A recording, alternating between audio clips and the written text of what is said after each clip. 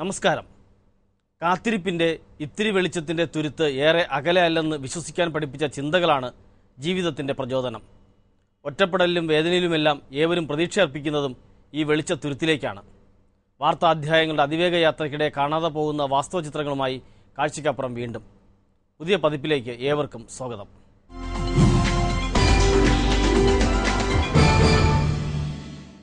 കേരള ടൂറിസത്തിന് മുതൽക്കൂട്ടായേക്കാവുന്ന വർക്കല കാപ്പിലിൻ്റെ ഇന്നത്തെ അവസ്ഥയാണ് കാഴ്ചയ്ക്കപ്പുറം ആദ്യം പറയുന്നത്. കേരളത്തിൻ്റെ ഹരിത സൗന്ദര്യവും തീരദേശ ഭംഗിയും ഒത്തൊരുമിക്കുന്ന സ്ഥലമാണ് വർക്കലയിലെ കാപ്പിൽ. എന്നാൽ അധികൃതരുടെ അവഗണന ഈ പ്രദേശത്തെ ഇന്ന് സാമൂഹ്യ വിരുദ്ധരുടെ കേന്ദ്രമാക്കി മാറ്റിയിരിക്കുന്നു. കടലും കായലും ഒന്നിക്കുന്ന അപൂർവ പ്രതിഭാസമായ പൊഴിയാണ് കാപ്പിലിൻ്റെ മുഖ്യ ആകർഷണം.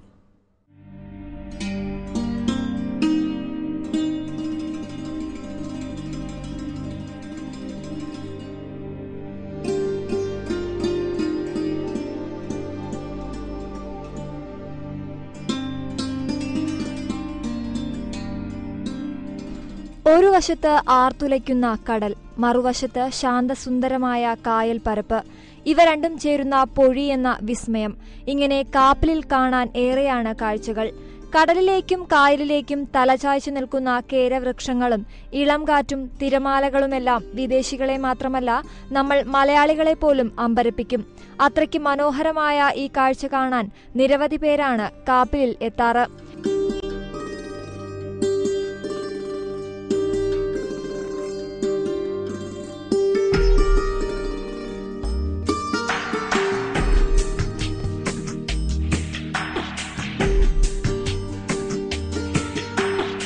എന്നാൽ കാര്യമായ രീതിയിൽ ഒരു ടൂറിസം മേഖലയായി മാറാൻ ഇതുവരെ കാപ്പിലിന് സാധിച്ചിട്ടില്ല എന്നത് മറ്റൊരു ദുഃഖസത്യം. ഇടവ പഞ്ചായത്തിന്റെ അവസാനവും പരവൂർ മുനിസിപ്പാലിറ്റിയുടെ ആരംഭവുമാണ് ഈ കാണുന്ന കാപ്പിൽ റോഡ്. അതുകൊണ്ട് തന്നെ പലതരത്തിലുള്ള തർക്കങ്ങളും ഇവിടെ നിലനിൽക്കുന്നുണ്ട്. എന്തൊക്കെയായാലും കാപ്പിലിന്റെ ടൂറിസം സാധ്യതകൾ പ്രയോജനപ്പെടുത്താത്തതിന്റെ വലിയ ദുഃഖം കാപ്പിൽ നിവാസികൾക്കുള്ളതായി പറയുന്നു. പിന്നെ ശനി ഞായർ ദിവസങ്ങളിൽ നല്ല ജനക്കൂട്ടമുണ്ട് ഇവിടെ. പക്ഷെ അവർ വന്നാൽ തന്നെ അവർക്ക് ഒരു വെള്ളം പോലും കുടിക്കാൻ മറ്റൊരു സൗകര്യവും ഇവിടെ ഇല്ല. മറ്റൊന്നും കിട്ടുന്നില്ല, ഇരിക്കാൻ സൗകര്യമില്ല. സന്ധ്യ ആയാലും ലൈറ്റും വെട്ടം ഇല്ലാത്തതുകൊണ്ട് ധൈര്യമായിട്ട് തങ്ങാൻ പറ്റില്ല. അങ്ങനെയുള്ള വൈഷമ്യങ്ങളുണ്ട്. ഈ ടൂറിസം അല്ലാതെ ഈ ഭാഗത്ത് വിജയത്തിൻ്റെ യാതൊരു സാധ്യതയില്ല. അപ്പോൾ കാരണം ഇതിലേ ആ റെയിൽവേ ലൈൻ അപ്പുറത്ത് കിടക്കുന്നു, ആ റെയിൽവേ പാലം ഇവിടെ നല്ല ബോട്ട് റേസ് ആയിരുന്നു, അല്ലെങ്കിൽ കായൽ വളരെ വിശാലമായിട്ട് പോവുകയാണ്. ഇതിൻ്റെ തൊട്ടടുത്ത് വരുന്ന ഭാഗമാണ് ഈ പാവനാശം, വർക്കല എല്ലാം. ഇത് ചേർന്നുകൊണ്ട് ഇങ്ങനെ ഒരു മൊത്തത്തിൽ ചില പരിപാടികളൊക്കെ നേരത്തെ ആസൂത്രണം ചെയ്തിരുന്നു. പക്ഷെ അതൊന്നും നടപ്പിലാകുന്നില്ല. ഇത് നടപ്പിലായാൽ ഈ നാടിന് നല്ല വികസനം ഉണ്ടാവും. തെരുവ് വിളക്കുകൾ പോലും പല സമയത്തും തെളിയുന്നില്ലാത്ത ഇവിടം സാമൂഹ്യ വിരുദ്ധരുടെ കേന്ദ്രമായി മാറുന്നതായും പരാതിയുണ്ട്. ഇരുട്ടിനെ മറയാക്കി പ്രവർത്തിക്കുന്ന ഈ സംഘം പല വിധത്തിലും നാട്ടുകാർക്കും ശല്യമാകുന്നു.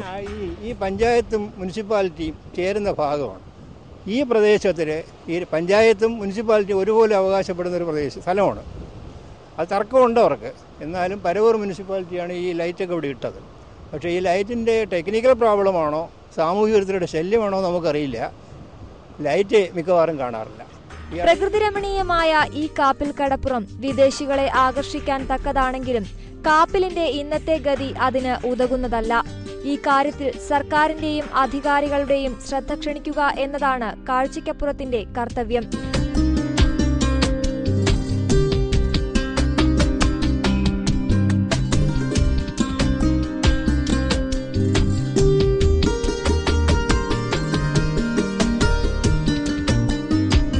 പ്രിയദർശിനി എന്ന പേരിൽ ആരംഭിച്ച ബോട്ട് ക്ലബും ഇപ്പോൾ പ്രവർത്തിക്കുന്നില്ല. 1.5 വർഷങ്ങൾക്ക് മുൻപ് ബോട്ട് ക്ലബ് ഉദ്ഘാടനം ചെയ്തപ്പോൾ കാപ്പിൽ നിവാസികൾ വലിയ പ്രതീക്ഷയിലായിരുന്നു. എന്നാൽ ആ പ്രതീക്ഷയും പിന്നീട് അസ്ഥാനത്തായി. ഗണേഷ് കുമാർ മന്ത്രിയായിരുന്ന കാലത്താണ് ഇവിടെ ഈ ബോട്ട് ജെട്ടി സ്ഥാപിച്ചത്. അന്ന് വളരെ വിപുലമായൊരു ഉദ്ഘാടനവും ഗണേഷിൻ്റെ ബോട്ട് റേസൊക്കെ ഇവിടെ ഉണ്ടായിരുന്നു. അന്ന് അതിനുശേഷം കുറേയേറെ മാറ്റങ്ങളുണ്ടായി. ആ MLA അതിനുവേണ്ടി വളരെയേറെ പ്രവർത്തിച്ച്. പക്ഷേ ഇപ്പോൾ ഒരു സ്തംഭനാവസ്ഥയിലാണ്. അതെന്തുകൊണ്ടാണെന്ന് ഞങ്ങൾക്ക് തന്നെ അറിയില്ല. പലപ്പോഴും പല അലോട്ട്മെൻറ്റുകളും ഇവിടെ വന്നിട്ടുണ്ടെന്ന് പറയുന്നു. നേരത്തെ അറിഞ്ഞത് ഇവിടെ ഒരു ചിൽഡ്രൻസ് പാർക്ക് അതുപോലെ മറ്റ് ചിലതൊക്കെ ഉണ്ടാകുമെന്ന് പറഞ്ഞു. പക്ഷെ ഒന്നും ഉണ്ടായില്ല. എന്തുതന്നെയായാലും കാപ്പിൽ എന്ന ഒരു നല്ല ടൂറിസം മേഖലയെ സ്വപ്നം കാണുന്ന ചില സുമനസ്സുകൾ സായന്തനങ്ങളിൽ ഇപ്പോഴും ഇവിടെ ഒത്തുകൂടുന്നു.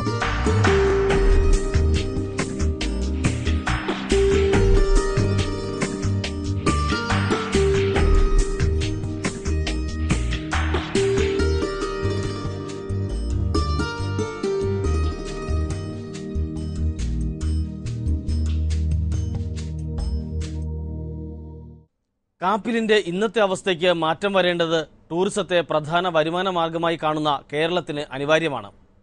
കാപ്പിലിനെ പുനരുജ്ജീവിപ്പിക്കാൻ ലക്ഷ്യപ്രാപ്തിയിലെത്തുന്ന പദ്ധതികൾ വേണം.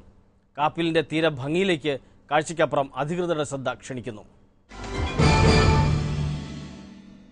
അപകടത്തിൽ പരിക്കേറ്റ് വെല്ലൂരിൽ ചികിത്സയിൽ കഴിയുന്ന നടൻ ജഗതി ശ്രീകുമാറിന് വേണ്ടി മലയാളം ഒന്നടങ്കം പ്രാർത്ഥനാ നിർഭരമായ മനസ്സുമായി കഴിയുകയാണ്.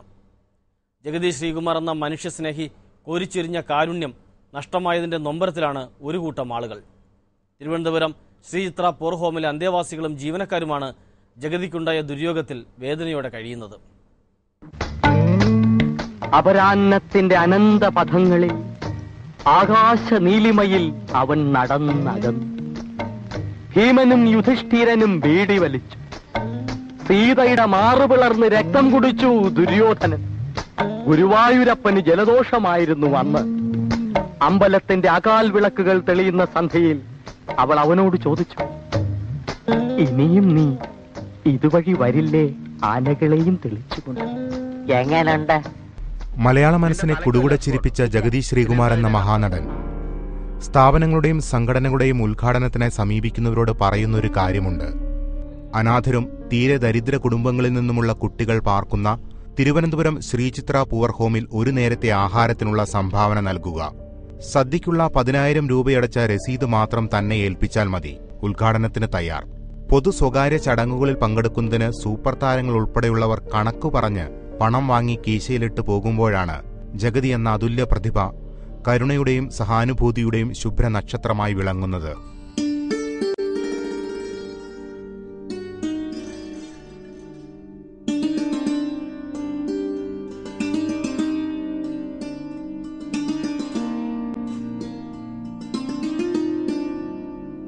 കഴിഞ്ഞ 25 വർഷമായി ശ്രീചിത്ര പൂവർ ഹോമിലേക്കുള്ള സംഭാവന ജഗതി ശ്രീകുമാർ തുടരുകയായിരുന്നു. അനാഥത്വത്തിലേക്ക് വലിച്ചെറിയപ്പെട്ടവരുടെ സാന്ത്വന കേന്ദ്രത്തിന് പ്രതിവർഷം കുറഞ്ഞത് 1,00,000 രൂപ ജഗതിയിലൂടെ ലഭിക്കുമായിരുന്നു. ഏതെങ്കിലും ക്ലബ്ബുകാർ, അതുപോലെ കട, അതുപോലെ ഷോപ്പിംഗ് കോംപ്ലക്സിൽ ഉദ്ഘാടനത്തിനൊക്കെ പോകുമ്പോൾ അദ്ദേഹം ആവശ്യപ്പെടുന്ന ഒരു തരത്തിലുള്ള എന്ത് കോംപ്ലിമെൻ്റ് ഉണ്ടെങ്കിലും അത് ശ്രീ ചിത്ര ഹോമിൽ നൽകുക. അതുപോലെ അദ്ദേഹത്തിന് ഏത് ഉദ്ഘാടനത്തിൽ പോയാലും അവർ കൊടുക്കുന്ന ക്യാഷ് അത് അവർ പറയുന്നത് ശ്രീ ചിത്ര ഹോമിൽ കൊണ്ടടക്കുക. ശ്രീ ചിത്ര ഹോമിൽ കൊണ്ടടച്ചിട്ട് 10,000 രൂപയുടെ റെസീപ്റ്റ് അത് എന്നെ കൊണ്ട് ഏൽപ്പിക്കുകയും ഞാൻ വരാം. അതാണ് അദ്ദേഹം പറയുന്നത്. പലപ്പോഴും ഇവിടെ വന്നിട്ട് എന്തെങ്കിലും സംശയം ഉണ്ടെങ്കിൽ ഉടനെ എന്നെ വിളിച്ച് ചോദിക്കും, ബിനുകുമാർ ഇത് ബിനുകുമാറിൻ്റെ സൈനാണല്ലോ റെസിപ്റ്റിൽ. ഏകദേശം ഒരു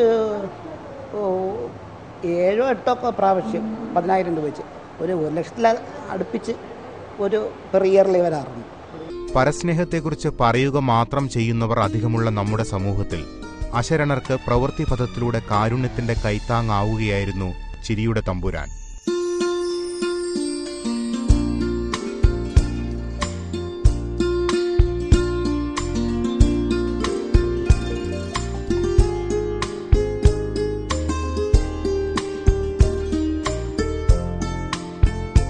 പ്രേക്ഷകനെ അനുസ്യൂതം പൊട്ടിച്ചിരിപ്പിച്ച മലയാള സിനിമയുടെ അമ്പിളിക്കലയ്ക്ക് വിധി സമ്മാനിച്ച ദുരന്തത്തിന്റെ കാഴ്ചവാക്കി ഈ സ്ഥാപനത്തിന്റെ കൂടി ഊറിയൊലിക്കുന്ന നൊമ്പരമാണ്. വൈകുന്നേരങ്ങളിലെ ഇവിടുത്തെ പ്രാർത്ഥനയിൽ ജഗതി ശ്രീകുമാറിന്റെ ആയുരാരോഗ്യത്തിനായുള്ള അപേക്ഷ കൂടിയുണ്ട്. മലയാള സിനിമയുടെ അമ്പിളി പൗർണമി ശോഭയോടെ ജീവിതത്തിലേക്ക് വളരെ വേഗം മടങ്ങിയെത്തുമെന്ന ഉറച്ച വിശ്വാസത്തിലാണ് ശ്രീചിത്ര പൂവർ ഹോം.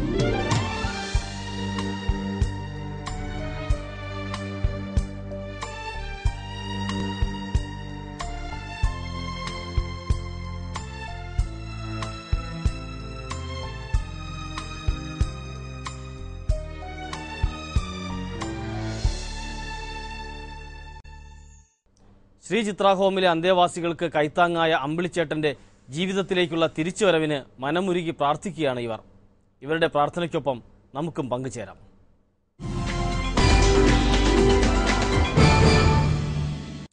പാൽ ഉൽപാദനത്തിൽ കേരളത്തെ സ്വയം പര്യാപ്തതയിലെത്തിക്കാൻ പരിശ്രമിക്കുന്ന ഒരാളെ ഇനി നമുക്ക് പരിചയപ്പെടാം. കൊല്ലം കുണ്ടറ സ്വദേശി ചാക്കോ പണിക്കരുടെ ഫാമിൽ വിവിധ ഇനങ്ങളിൽപ്പെട്ട 50ഓളം പശുക്കളാണുള്ളത്. മിൽമയുടെ തിരുവനന്തപുരം മേഖലയിൽ ഏറ്റവും കൂടുതൽ പാലളക്കുന്ന ക്ഷീര കർഷകൻ കൂടിയാണ് ഈ വിദേശ മലയാളി.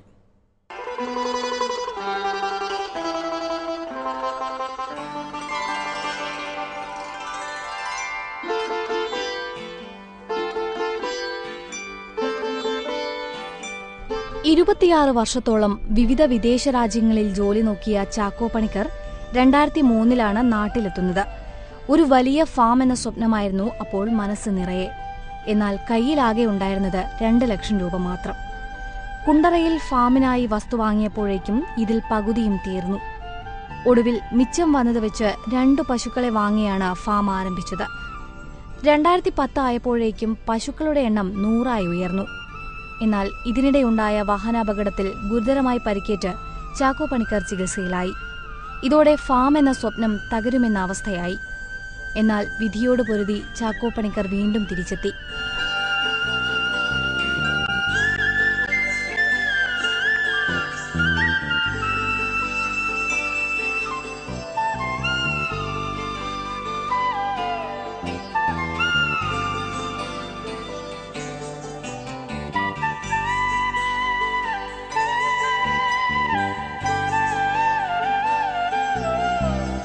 ദിവസവും 1000 ലിറ്ററോളം പാലളന്ന് മിൽമ തിരുവനന്തപുരം മേഖലയിൽ ഏറ്റവും കൂടുതൽ പാലളക്കുന്ന ക്ഷീരകർഷകനാകാനും ചാക്കോ പണിക്കർക്ക് കഴിഞ്ഞു. തോറ്റുകൊടുക്കാത്ത മനസ്സാണ് തന്റെ വിജയത്തിന് പിന്നിലെന്ന് ഈ ക്ഷീരകർഷകൻ പറയുന്നു. പുതിയ തലമുറ അവർക്ക് ഇന്ന് ഒരു ഫീൽഡിലോട്ട് പൈസ ഇൻവെസ്റ്റ് ചെയ്ത് കഴിഞ്ഞാൽ നാളെ കാശ് ഉടനെ റിട്ടേൺ വേണം എന്നുള്ളൊരു കാഴ്ചപ്പാട് എല്ലാവർക്കും കാണും. എന്നെ സംബന്ധിച്ചിടത്തോളം അങ്ങനല്ല.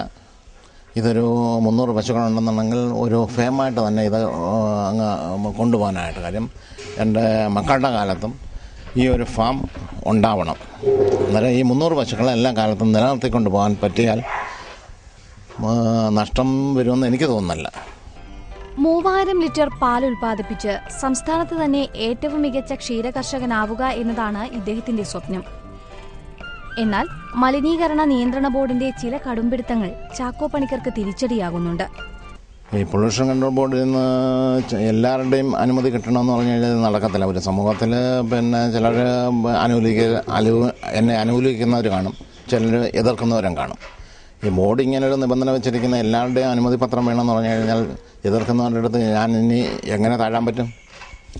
എന്തെങ്കിലും അവർക്ക് ദോഷം വരുന്നുണ്ടെങ്കിൽ അതിന് പരിഹാരം കണ്ടിയ ഒരു സമൂഹ ജീവി എന്നുള്ള രീതിയിൽ കൂടെ എൻ്റെ കൂടെ ധർമ്മമാണ്.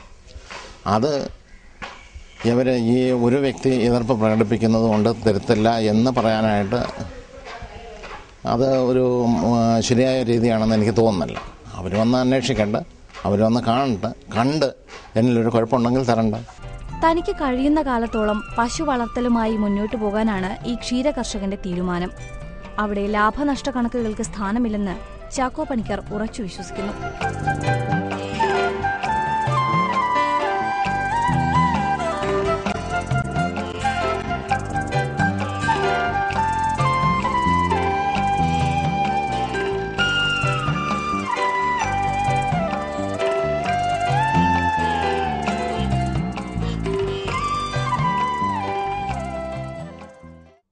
ഏവർക്കും പ്രചോദനമാകുന്നതാണ് ചാക്കോ പണിക്കരുടെ പരിശ്രമങ്ങളും വിജയഗാഥയും.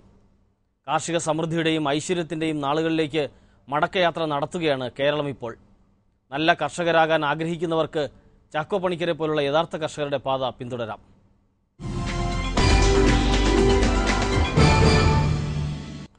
ഊർജത്തിൻ്റെ ഉറവിടമാണ് സൂര്യൻ. സൂര്യൻ എന്ന ഊർജ്ജ സ്രോതസ്സിനെ വേണ്ട വിധത്തിൽ കൈകാര്യം ചെയ്യാൻ അറിയാത്തവരാണ് ഭൂരിഭാഗം മനുഷ്യരും.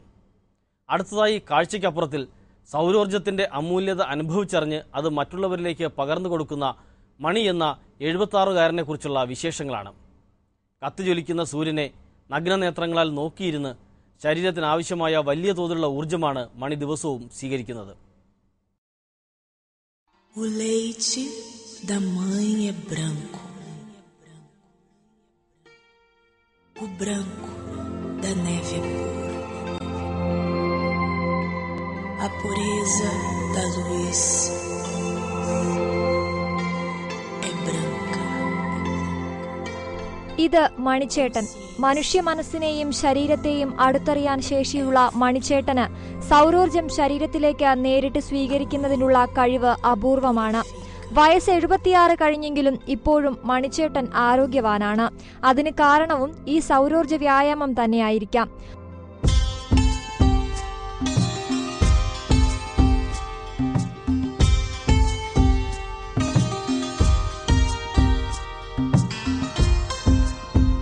വർക്കല കാപ്പിൽ സ്വദേശിയായ KM മണി എന്ന ഇദ്ദേഹം വർഷങ്ങൾ നീണ്ട പരിശീലനം കൊണ്ടാണ് ഇത്തരത്തിൽ സൂര്യനെ നഗ്നനേത്രങ്ങളാൽ നോക്കാൻ ആരംഭിച്ചത്. ആദ്യം 10 സെക്കൻഡാണ് സൂര്യനെ നോക്കിയിരുന്നത്. എന്നാൽ സമയം ഓരോ ദിവസവും ഉയർത്തിക്കൊണ്ടുവന്ന് ഇപ്പോൾ തുടർച്ചയായി 45 മിനിറ്റ് വരെ കത്തിജ്വലിക്കുന്ന സൂര്യനെ നോക്കി മണിച്ചേട്ടൻ സൗരോർജം സ്വീകരിക്കും. സൂര്യനിലെ ഊർജത്തിന് മനുഷ്യന്റെ കണ്ണിലൂടെ മാത്രമേ ശരീരത്ത് പ്രവേശിക്കാനാകൂ എന്നാണ് ഇദ്ദേഹം പറയുന്നത്. സൂര്യോർജ്ജം കണ്ണിൽ കൂടെ മാത്രമേ നമ്മുടെ ബ്രെയിനിലും ശരീരത്തിലൊക്കെ എഫക്റ്റ് ചെയ്യുള്ളൂ. സൂര്യോർജ്ജം ശരീരത്തിൽ മാത്രം തട്ടുകയാണെങ്കിൽ ശരീരം പൊള്ളിയെന്ന് വരും. പക്ഷേ കണ്ണിന് മാത്രം അങ്ങനെ ഒരു പവറുണ്ട്. പക്ഷേ ഇതിന് ടൈമുണ്ട്. സൂര്യൻ ഉദിച്ച് 1 മണിക്കൂർ കഴിഞ്ഞാൽ അൾട്രാവയലറ്റ് ഉണ്ടാവും. സൂര്യൻ അസ്തമിക്കുന്നതിന് മുമ്പ് 1 മണിക്കൂറിന് മുമ്പ് അൾട്രാവയലറ്റ് ഉണ്ടാവും. ഇത് രണ്ടും ഇല്ലാത്ത സമയത്ത് വേണം ഇത് നോക്കാൻ. അത് വളരെ സ്ട്രിക്റ്റ് ആയിരിക്കണം. മനുഷ്യ ശരീരത്തിന് ഏറ്റവും ഉചിതമായ ഊർജമാണ് സൂര്യനിൽ നിന്നും ലഭിക്കുന്നത്. എന്നാൽ അൾട്രാവയലറ്റ് രശ്മികൾ ഇല്ലാത്ത സമയത്താകണം സൗരോർജം സ്വീകരിക്കേണ്ടത്. കണ്ണട ഉപയോഗിക്കുന്നവരായാലും സൂര്യനെ നോക്കുന്ന സമയത്ത് കണ്ണട ഉപയോഗിക്കാൻ പാടില്ലത്രേ. ചെരുപ്പിടാതെ ഉണക്കമണ്ണിൽ ചവിട്ടിയിരിക്കണം. കണ്ണുകൾ നന്നായി തുറന്നു പിടിച്ച് സൂര്യന് അഭിമുഖമായിരുന്നാണ് സൗരോർജം സ്വീകരിക്കേണ്ടത്. കണ്ണാടി വെക്കാൻ പാടില്ല. കാല് ഈ പുല്ലിൽ ചവിട്ടാൻ പാടില്ല. നമ്മുടെ ഊർജം ഈ പുല്ലിൽ കൂടെ ഭൂമിയിലോട്ട് വലിച്ച് എടുക്കുമെന്നുള്ള ഉണങ്ങിയ മണ്ണിൽ വേണം ചവിട്ടാൻ. അത് ഇത്ര മാത്രമേ ഇതിനകത്ത് കാര്യങ്ങളുള്ളൂ. പക്ഷെ ഒരു വിൽ പവർ, മെൻ്റൽ പവർ നല്ലപോലെ കിട്ടും. കാമൻ ക്വയറ്റായിരിക്കും. ഒരു കാര്യത്തിൽ യാതൊരു പ്രോബ്ലംസും വരില്ല. നമുക്ക് നല്ല രീതിയിൽ നല്ലൊരു ലൈഫ് മുമ്പോട്ട് കൊണ്ടുപോകാൻ കഴിയും.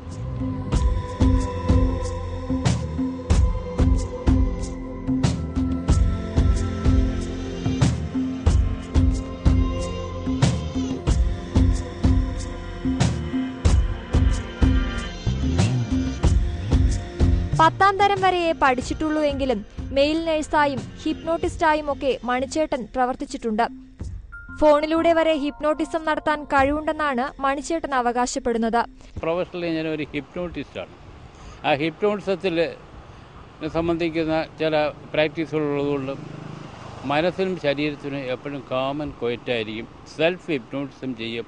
നമുക്ക് നല്ല ഡീപ്പായിട്ടുള്ള സ്ലീപ്പ് കിട്ടും. ഈ ഡീപ്പ് സ്ലീപ്പ് കിട്ടുന്ന ആളുകൾക്ക് ബ്രെയിനിന് യാതൊരു പ്രോബ്ലംസും വരില്ല. അത് നമ്മൾ അറിയേണ്ട ഒരു കാര്യമാണ്.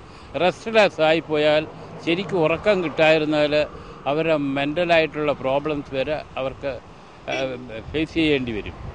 ഹിപ്നോട്ടിസത്തിന് ഒരുപാട് കാര്യങ്ങൾ ആളുകളെ സഹായിക്കാൻ പറ്റും.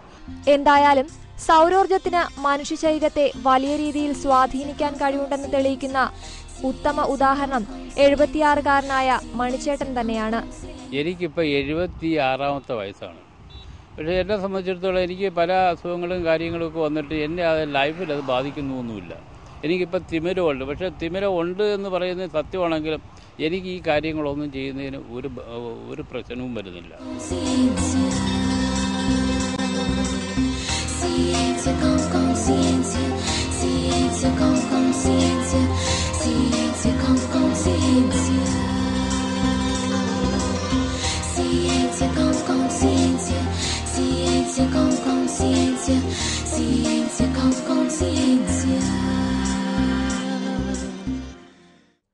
നിരന്തര പരിശീലനത്തിലൂടെയാണ് മണി ഈ കഴിവ് നേടിയിരിക്കുന്നത്.